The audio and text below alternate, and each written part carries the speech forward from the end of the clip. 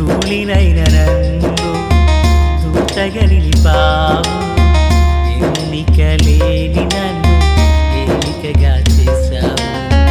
ధూళినైన నన్ను దూతగా నిలిపావు, ఎన్నిక లేని నన్ను ఏలికగా చేశావు.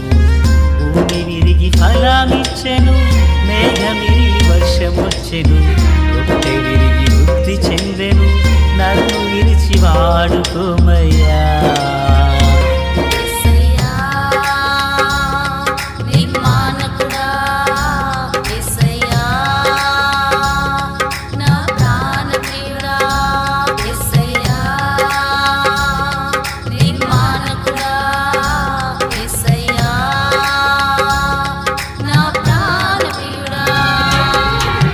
ధూళినైన నన్ను దూతగా నిలిపావు, ఎన్నిక లేని నన్ను ఏలికగా చేశావు. ధూళినైన నన్ను దూతగా నిలిపావు, ఎన్నిక లేని నన్ను ఏలికగా చేశావు. మన ప్రభు అయినటువంటి యేసుక్రీస్తు వారి పరిశుద్ధమైన నామములో తండ్రి అయిన దేవాది దేవునికి నిత్యము స్తుతియు స్తోత్రములు, మహిమయు ఘనతయు ప్రభావములు యుగయుగములు ప్రభునకే చెల్లునుగాక. ఆత్మీయులారా, బాగున్నారు కదూ? దేవుని మహాకృపను బట్టి మరో పర్యాయం మనం ఇలాగున్న దేవుని వాక్యాన్ని ధ్యానించే కృపను ప్రభువారు మనకు అనుగ్రహించున్నారు. దయగలిగిన ఆయన ఆత్మచేత సమభూమి గల దేశమున ప్రభు మనలను నడిపించునుగాక.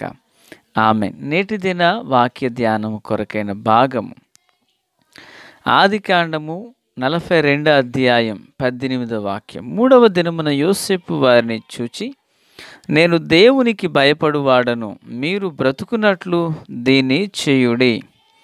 ప్రార్థన. తండ్రి దేవా స్తోత్రం. చదవబడిన వాక్యం మీది వినుచున్నవారు మీవారు.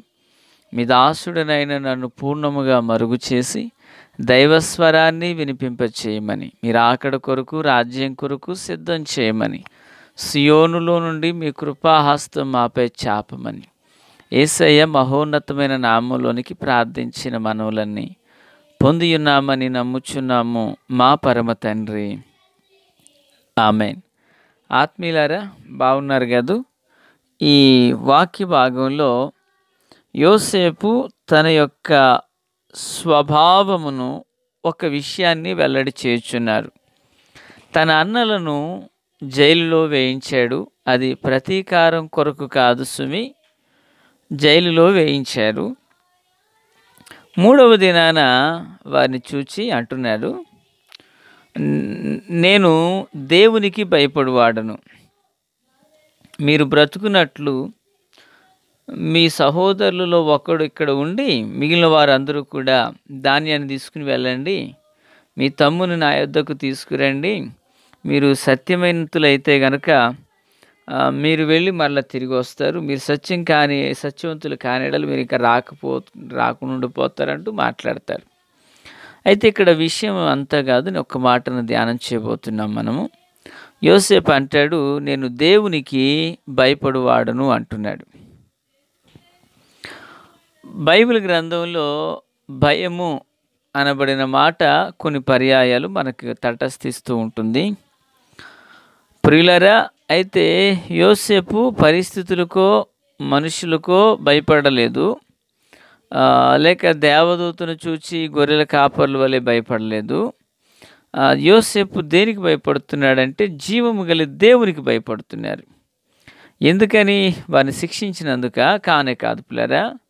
ఎందుకు యోసేపు భయపడుచు వస్తున్నారంటే దేవుని యందైనటువంటి భయము పవిత్రమైనది. చూడండి, కీర్తనల గ్రంథము 18వ కీర్తన 9వ వచనాన్ని మనం చదివినప్పుడు, యెహోవా యందైన భయము పవిత్రమైనది, అది నిత్యము నిలుచుననుంది అక్కడ.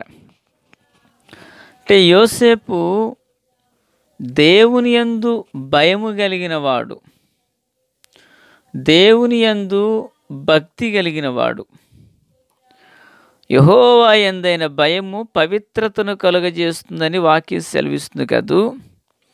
అయితే ఆ పరిశుద్ధత, ఆ పవిత్రత యోసేపును దేవుని కొరకైన శ్రేష్టమైన పాత్రగా నిలవబెట్టింది.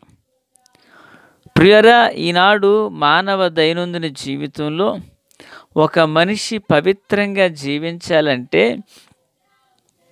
తెలుపు వస్త్రం మీదనుంటే సరిపోలేదు, దేవుని యందైన భయాన్ని కలిగి జీవించాలి. తెలుపు వస్త్రం వేసుకునే వాళ్ళు తప్పని కాదు సుమి, అది పరలోకంలో అందరూ ధరించబోయే వస్త్రములు అవే.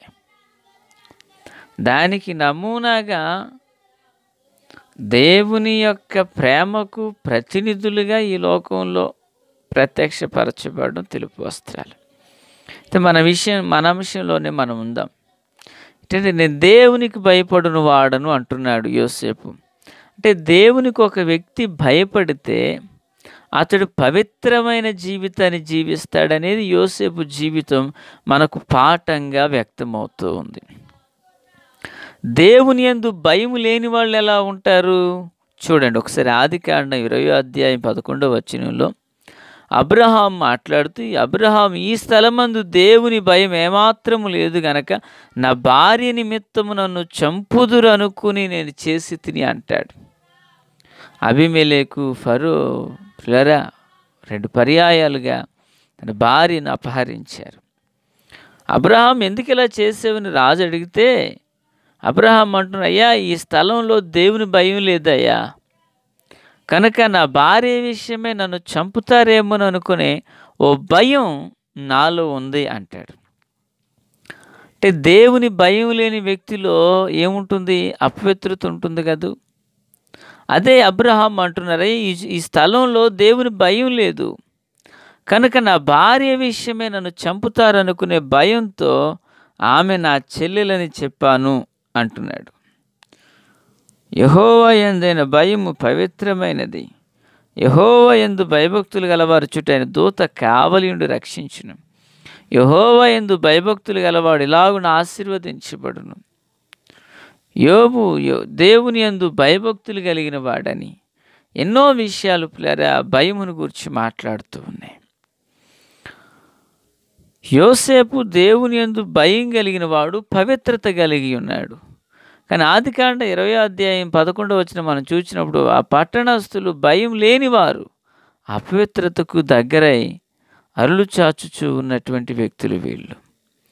పిల్లరా, లూకాసు వార్త 18వ అధ్యాయం 2వ వచనాన్ని అలాగనే 4వ వచనాన్ని మనం చూసినట్లయితే అక్కడ ఒక వ్యక్తి ఉంటాడు. అతడు మనుషులను దేవుని లక్ష్య పెట్టక, దేవునికి భయపడకయు మనుషులు లక్ష్య పెట్టక ఉన్నటువంటి అన్యాయస్తుడు అనే న్యాయాధిపతి ఉంటాడు. ఇతడు భయం లేనివాడు, లంచములకు ఆశపడినవాడు, ఎవరిని లెక్క చేయని వ్యక్తి ఇతడు. పిల్లరా, దేవుని యందు భయం కలిగిన యోసేపు పవిత్రత కలిగి ఉన్నాడు. భయం లేని పట్టణస్థులు కామాతురతకు వాంఛకు లోబడిన వారై ఉన్నారు. లూకాసు వార్త 18వ అధ్యాయం 2-4 వచనాలు చూసినప్పుడు పిల్లరా అక్కడ ఒక న్యాయాధిపతి అన్యాయస్తుడై అన్యాయంగా ధనాన్ని గుంజువాడై ఉన్నాడు. ఇంకను మనము పిల్లరా నెహెమ్యా గ్రంథము 5వ అధ్యాయం 9వ వచనం చదివినప్పుడు అక్కడ పిల్లరా ఆనాటి కాలమందు ఉన్నటువంటి అధికారులు పిల్లరా మరి దేవునికి భయపడక వారు లంచాలు పుచ్చుకుని వచ్చారని అక్కడ వాక్యం సెలవిస్తుంది. అంటే దేవుని యందు భయం లేని యొక్క వ్యక్తుల్లో ఎన్ని స్వభావాలు పనిచేస్తున్నాయి. ఒక చోట ధనాన్ని లంచం తీసుకున్నారు, న్యాయాన్ని తిప్పివేస్తున్నాడు న్యాయాధిపతి అధికారి ఒకడు. మరొకరేమో పట్టణస్థుల్లో దైవ భయం లేక అపవిత్రమైనటువంటి కామాతురతకు లోనే జీవిస్తున్న వారు కొందరున్నారు. ఆత్మీయులారా, క్రీస్తునందు నాకు అత్యంత సన్నిహితులారా, అయితే జీవము కలిగిన దేవుని పిల్లలుగా మన ఆత్మీయ జీవితంలో ఎప్పుడైతే దేవుని యందు ఒక మంచి భక్తి కలిగిన జీవితాన్ని మనం జీవిస్తామో నిశ్చయంగా కృపా కనికరము కలిగిన దేవుడు మనలో ఒక పరిశుద్ధత అనేటువంటి బీజమును నిలిపి ఆ పరిశుద్ధతలో మనల్ని వర్ధిల్ల చేస్తాడు. ఆత్మీయులారా, మరి యాకోబు యొక్క గర్భాన పుట్టినటువంటి కుమారులలో 11వ వ్యక్తి యోసేపు. చూడండి, పెద్దవాని పేరు రూబేన్ కదండి. రూబేన్ ఈ యొక్క రూబేను గూర్చి మనం వాక్యాన్ని ధ్యానించినప్పుడు అతడు చేసిన పని ఏంటి పిల్లరా? అతడు దేవుని యందు భయము లేనివాడుగా ఉంటాడు. కనుకనే తన తండ్రి పరుపును పాడు చేసినట్లుగా మనం చూస్తాం. నిజానికి జ్యేష్ఠుడై జ్యేష్ఠత్వమునకు సంబంధించిన దీవెన పొందవలసిన వాడు పరిశుద్ధత లేక దాన్ని పోగొట్టుకుని జ్యేష్ఠత్వాన్ని పోగొట్టుకున్న వాడిగా మిగిలిపోతున్నాడు. పిల్లరా, ఈనాడు అనేక మంది జీవితాల్లో ఆశీర్వాదాన్ని పొందకుండా అడ్డుపడుతున్నది ఈ యొక్క అపవిత్రత కాదా? మన దేవుడు పరిశుద్ధుడండి. పరిశుద్ధంగా మనం జీవించాలని ఆయన కోరుతున్నాడండి. పరిశుద్ధతయే దేవునికి అన్నిటికి అనుకూలములై ఉన్నదండి. ఆత్మీయులారా, క్రీస్తునందు నాకు అత్యంత సన్నిహితులారా, దేవుని పిల్లలుగా మనము పరిశుద్ధులుగా జీవించాలని ప్రభు ఆశపడుతున్నారు. నేను పరిశుద్ధుడును గనుక మీరును పరిశుద్ధులై ఉండుడని ప్రభువు తెలియజేస్తున్నారు. కనుక దేవుని పిల్లలుగా మన ఆత్మీయ జీవితంలో నిశ్చయంగా మనము ఒక పరిశుద్ధత అనబడిన పునాదిని వేసుకుని పరిశుద్ధాత్మకు నిలయమైన జీవితాన్ని జీవిద్దాం. ఈ 2025వ సంవత్సరంలో మునుపటి వంటి వారి వలె మనం ఉండక నూతనమైన నవీన స్వభావంతో పరిశుద్ధతయే ప్రామాణికమైన జీవితాన్ని చేయుటకు పరమ తండ్రి మనందరికీ సహాయం చేయునుగాక. తండ్రి దేవా స్తోత్రాలు. దీవించండి నాయన. యోసేపు అంతటి పరిశుద్ధతను పవిత్రతను కలిగి ఉన్నాడు కనుకనే దేవా తన ఇంటి వారందరిలో కూడా ఉన్నతమైనటువంటి స్థితికి వర్ధిల్లాడయ్యా. మా జీవితాల్లో కూడా నా తండ్రి అట్టి పరిశుద్ధతను ఆధారం చేసుకుని మీ మనస్సును కలిగి జీవించుట నాకును మాకును మా ప్రియులందరికీ నేర్పించమని ప్రార్థిస్తున్నాను. పరిశుద్ధత కలిగిన వాడు పాపానికి దూరం అయ్యాడయ్యా. దేవా, మా జీవితాల్లో అట్టి మంచి మనసును అలవరుచుకుని మీ కృపలో సాగిపోయే భాగ్యం ఇవ్వండి. మీ దీవెన ఆశీర్వాదం దయచేయండి. యేసుక్రీస్తు వారి మహోన్నతమైన నామంలోనికి ప్రార్థించిన మనవులన్నీ పొంది ఉన్నామని నమ్ముచున్నాం మా పరమ తండ్రి.